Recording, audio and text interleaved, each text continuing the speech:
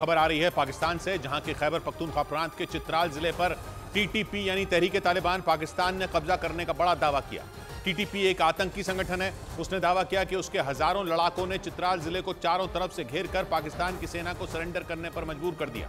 माना जा रहा है कि अब टीटीपी पाकिस्तान के कई दूसरे इलाकों की तरफ भी बढ़ सकता है और जल्द ही उसके कब्जे में पाकिस्तान के कई हिस्से आ सकते हैं, क्योंकि ये आतंकी संगठन अपने रास्ते में आने वाले पाकिस्तान के सैनिकों को चुन चुन कर मारता है। उसने पहले भी कई बार पाकिस्तानी सेना और वहां की पुलिस पर हमले किए हैं, लेकिन इस बार तो उसने पाकिस्तान के एक बड़े हिस्से पर ही कब्जा करने का दावा कर दिया।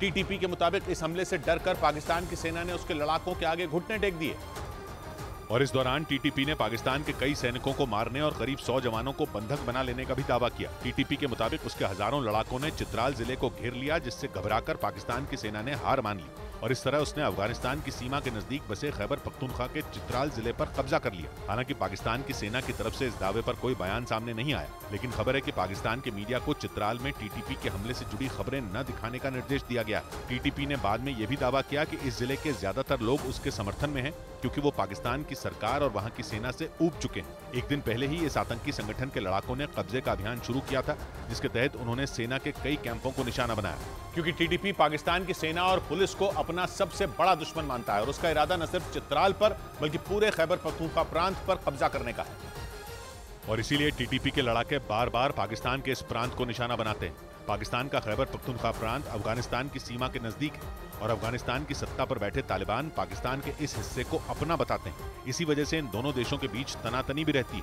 कहा जाता है कि तालिबान सरकार इस काम में टीटीपी के लड़ाकों की पूरी मदद करती है ताकि वो उसका सपना पूरा कर सके। यही नहीं, इस आतंकी संगठन को पाकिस्तान का तालिबान भी कहा जाता है, जिसका मकसद पाकिस्तान की सरकार को उखाड़ फेंकना है और वहां शरिया कानून लागू करवाना है।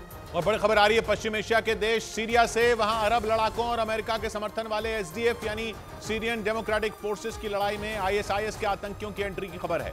बताया गया कि अरब लड़ाकों को खत्म करने के लिए एसडीएफ ने आईएसआईएस के आतंकियों को जंग में उतार दिया है। एसडीएफ सीरिया का एक विद्रोही गुट है जो कई साल से वहां की सरकार से जंग लड़ रहा है। इस गुट में कई विद्रोही गुट शामिल हैं और अरब लड़ाकों का संगठन देर जोर मिलिट्री काउंसिल भी इसी का हिस्सा था। लेकिन 27 अगस्त को संगठन के चीफ की गिरफ्तारी के बाद एसडीएफ में फूट पड़ गई थी, जिसके बाद उसमें शामिल गुट आपस में ही लड़ने लगे। इसी बीच अरब लड़ाकों ने एसडीएफ के खिलाफ मोर्चा संभाल लिया, जिसके बाद अरब लड़ाकों को खत्म करने के लिए एसडीएफ ने बड़ी संख्या में आईएसआईएस के आतंकियों को जंग के मैदान में उतार दिया।